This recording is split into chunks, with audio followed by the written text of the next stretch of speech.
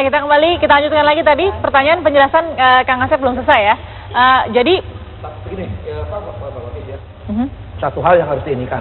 Kalau orang itu tahu dan mengetahui itu hasil tindak pidana, ya, pidana apapun ada atau BJ di Undang-Undang Tipikor, dia terima, dia kena pidana pasal 5 tahun, miliar kan.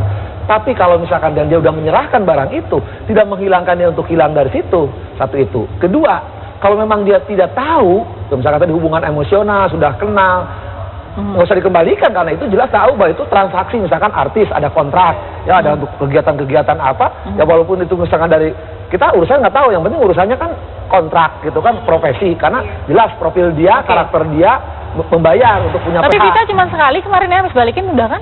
Iya. Yang kemarin kita pertanyaannya bagi KPK kan, itu kita tahu nggak waktu dari Pak Tonah diterima uang itu, gitu kan, bahwa Pak Tonah itu hasil jualan sapi, gitu kan. Tahu. Nah, Mas Hamka tadi diterusin soal apa namanya, kenapa sih yang kena nih, ya selalu model dan artis ya?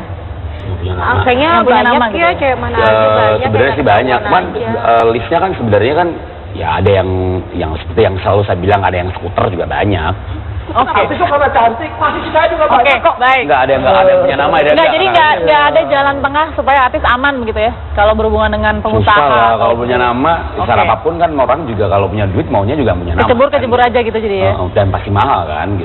Baik. Mahal nggak? Duit apa artinya sih gitu, kalau udah list itu kan terbagi-bagi kan sebenarnya. Duit gitu. nggak kenal temen, nggak kenal pejabat. Emang kenal enak doang, Mas. Iya.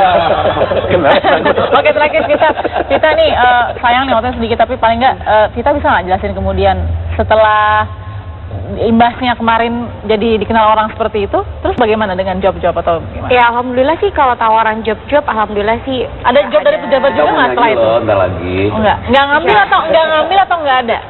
Akunya nggak apa, maksudnya saya ada yang mau kenal, akunya enggak deh, makasih udah gitu. Kalau seandainya orang-orang yang booking gimana, ya kan intinya aku single parent. Kalau namanya kita kan mau cari ya kan jodoh, tapi kalau misalnya mau kenalan dia pejabat atau yang kayak gimana, aku langsung bilang nggak mau kasih. Tapi kalau dia masih muda, nggak apa, kalau masih muda mau kayak istri, nggak apa, iya dong.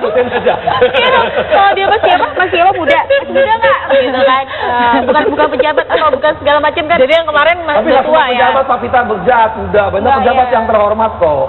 Oke, baik. Terima kasih Mbak Vita ya. Terima kasih Mas Hamka dan juga Kang Asep. Sayang sekali sedikit, tapi mudah-mudahan itu tadi.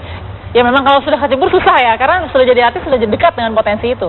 Tapi sekarang kan nyatakan semua pejabat-pejabat yang bejat itu, ujungnya maaf ya, artis-artis tak pernah menyentuh artis-artis papan atas gitu kan. Nah ini saya kira pembelajaran bagi siapapun, kelak artis-artis, sekarang jangan dibalik kontrak, dibalik misalkan tidak tahu bahwa itu ada sesuatu mereka menyalurkan hasrat seksualnya.